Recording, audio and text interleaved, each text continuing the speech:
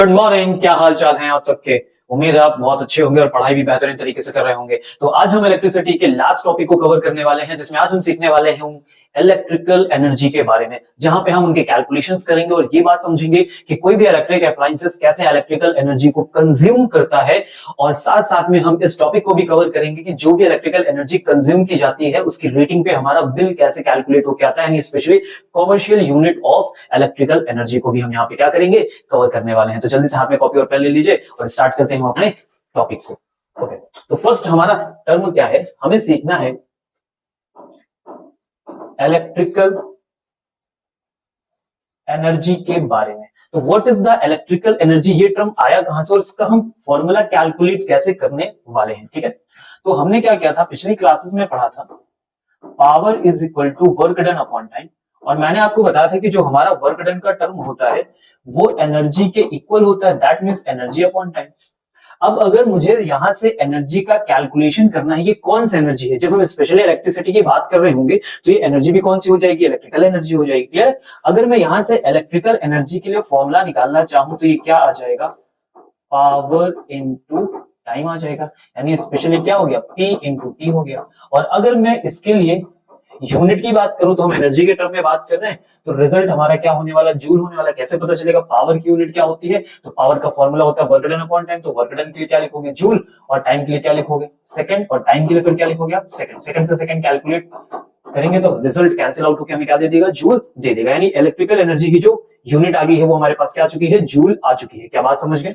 Okay, तो फिलहाल हम यहाँ पे सीखने वाले हैं कि हम इलेक्ट्रिकल पावर को कैसे कैलकुलेट करें, किस टर्म ने कितना कंज्यूम किया वो हम कैसे कैलकुलेट करेंगे। जब हम ये टर्म्स को सीख जाएंगे तो फिर हमें अगले टर्म पे कहां जंप करना है, जो स्पेशली हमारे पेपर में पूछा जाता है, वो पूछा जाता है commercial unit of electrical energy.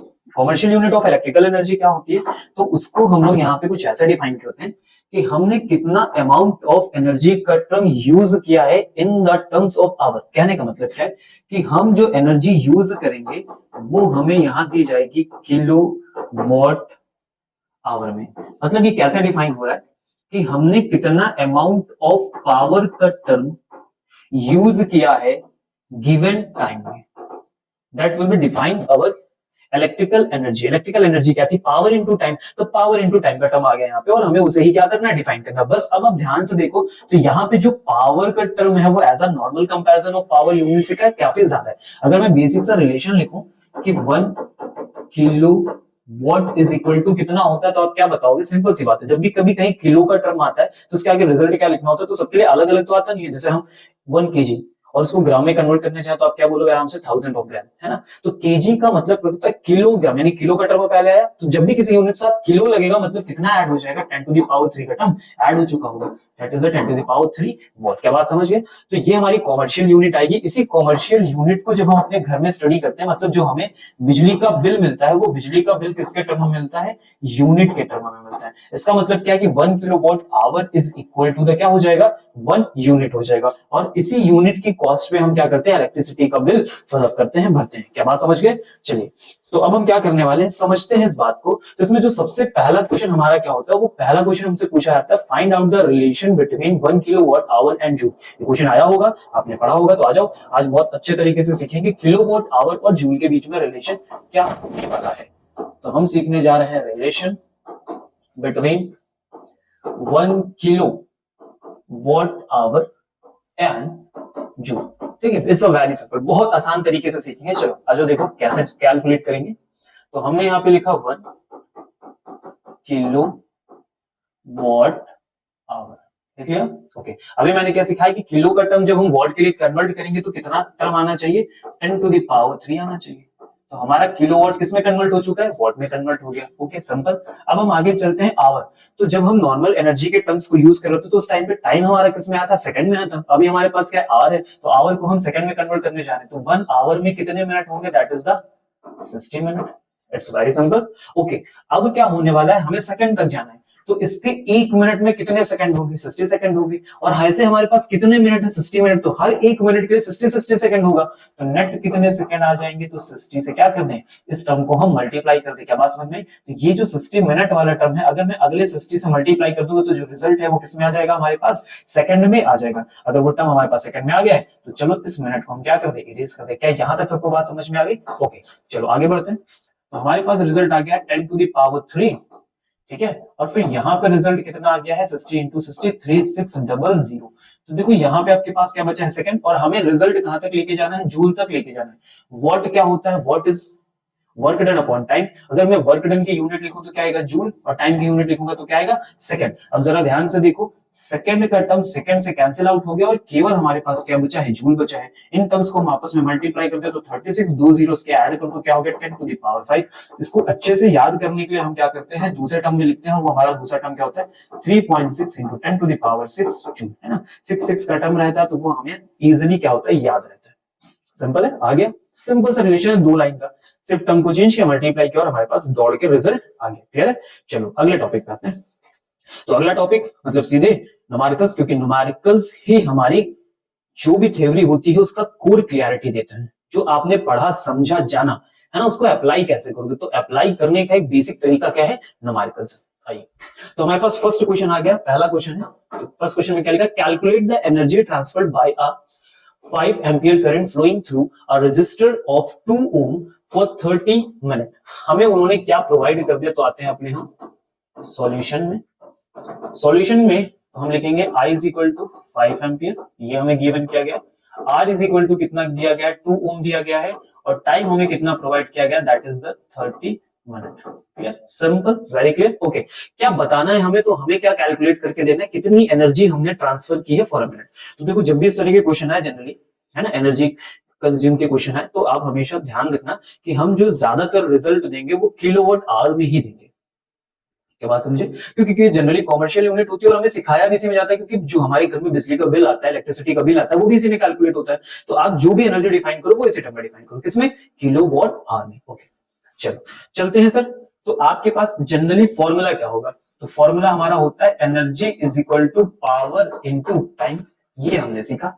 तो देखो, टाइम है क्या? हाँ बिल्कुल है। क्या पावर है आपके पास? तो नहीं, पावर तो नहीं। तो चले पावर कैलकुलेट करके आते हैं। तो पावर का फॉर्मूला, बहुत सारे पावर के फॉर्मूले सीखे। तो हमारे पास 2 टर्म है, एक है आई और एक है आर। आई और आर के टर्म में हमारे पास फॉर्मूला आएगा आई स्क्वायर आर। अगर ये फॉर्मूले याद नहीं है तो याद करने पड़ेंगे, मेरे पिछले लेक्चर्स देख लो। तो आई की वैल्यू कितनी है? 5 का स्क्वायर।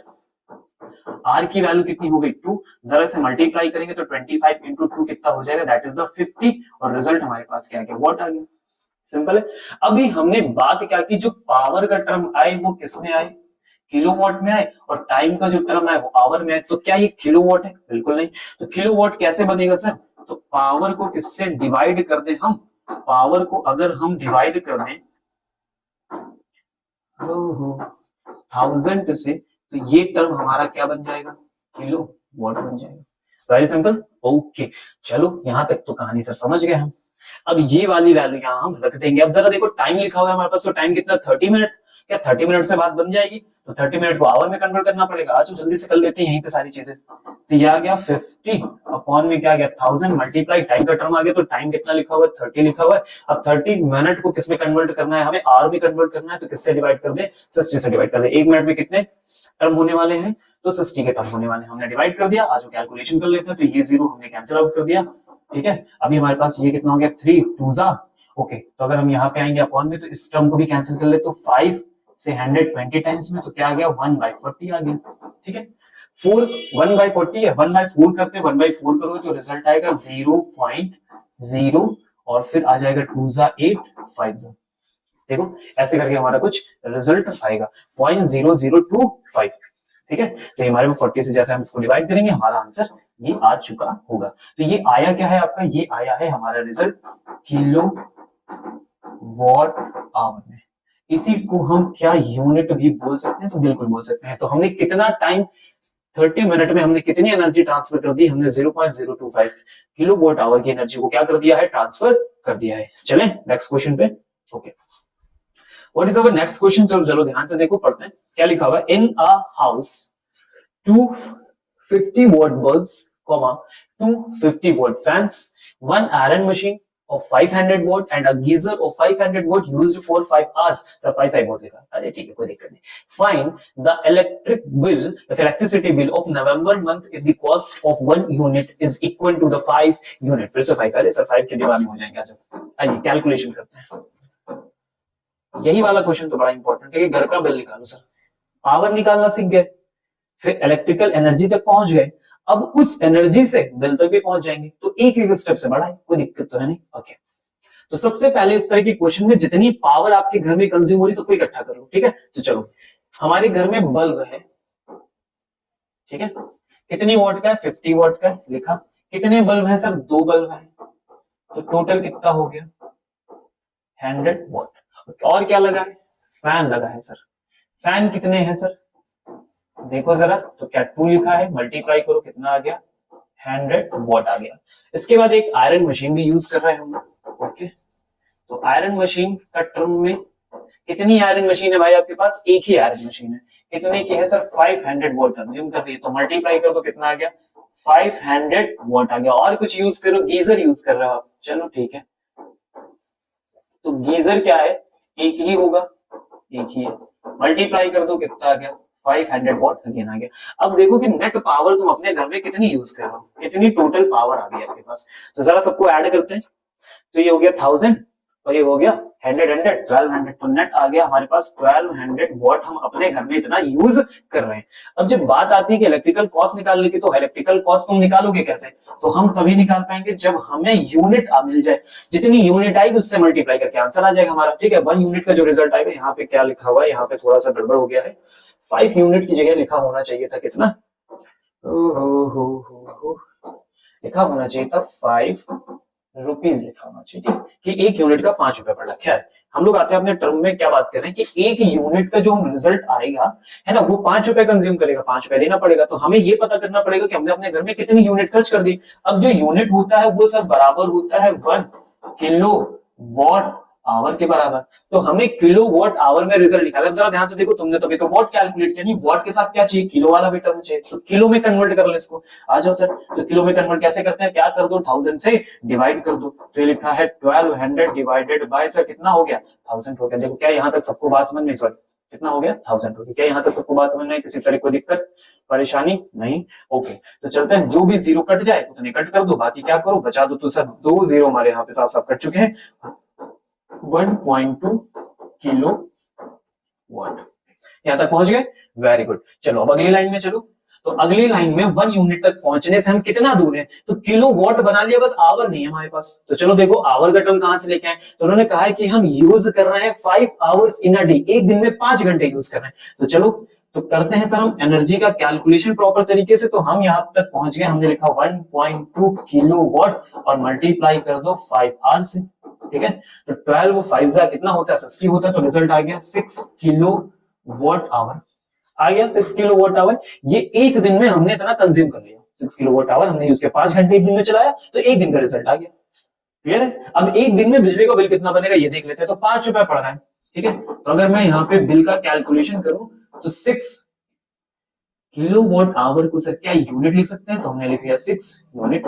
एक यूनिट पे कितना रुपए है सर? 5 रुपए है. मल्टीप्लाई करो कितना हो गया? 30 रुपीज हो गया. यानी एक दिन में 30 रुपीज हमारा खर्च हो रहा है. इनको चाहिए कितने दिन का कॉस्ट? तो ये बता कह रहे हैं हमसे बिल बताओ नवंबर मंथ का. तो नवंबर में कितने दिन होते हैं? तो काउंट कर लेते हैं. जनवरी, फरवरी, मार्च, अप्रैल, मई, जून, जुलाई, अगस्त, सितंबर, अक्टूबर, नवंबर.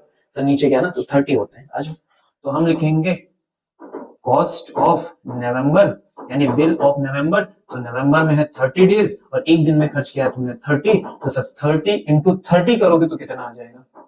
900 रुपीज आ जाएंगे. यानी हमने 900 रुपीज को क्या किया है? एक मंथ में खर्च किया है, इतना कंज्यूम किया. हमारे घर में जो बिजली का बिल आना चाहिए वो 900 के अप्रॉक्स आना चाहिए. क्या बात सबको समझ में आ गई? तो ऐसे बेसिक से क्वेश्चंस होते हैं, इसलिए को कैलकुलेशन करना होता है. बहुत ज्यादा होगा तो क्या होगा? फैन गीजर की जगह बाकी चीजें चल जाएंगी. घर में फ्रिज लगा लो है ना, बल्ब्स के नंबर बढ़ा दिए जाएंगे, फैन के नंबर बढ़ जाएंगे. बस करना वही है, हर बार क्या करना? सारी पावर को ऐड कर लेना है. पावर वॉट में आएगी, वॉट को कन्वर्ट करेंगे किलो वॉट में, फिर टाइम से मल्टीप्लाई कर दोगे तो वो आवर में कन्वर्ट हो जाएगा. जितना किलो वॉट आवर आए वो किसके बराबर होगा? उतने यूनिट के बराबर होगा. फिर जितने यूनिट का रुपया आपको दिया गया कि एक यूनिट पे इतना रुपया मार्जिन है, तो आप उससे मल्टीप्लाई करो. That is your result. के बाद समझिए. तो आई होप हमने सारे कॉन्सेप्ट्स को क्लियर कर लिया इलेक्ट्रिसिटी के. और अब हम जंप करने जा रहे हैं उनके किस पे, पीवाईक्यूज पे। तो अब अगला जो लेक्चर आने वाला है वो आपके पीवाईक्यूज के साथ आएगा, उसमें ढेर सारे क्वेश्चंस को हम कवर करेंगे। तो जल्दी से अपने सारे टॉपिक को एक बार फिर से रिवाइज कर लें, ताकि जैसे हम क्वेश्चन को सामने लाके पढ़े आपको सब कुछ आता रहे। क्या बात समझ गए? क्लियर है? तो आज के लिए थोड़ा सा आराम करिए और अगले लेक्चर में हम मिलते हैं फुल जोश के साथ। तब तक के लिए मस्त रहें, खाते पीते रहें, खुश रहें। जय हिंद, जय भारत।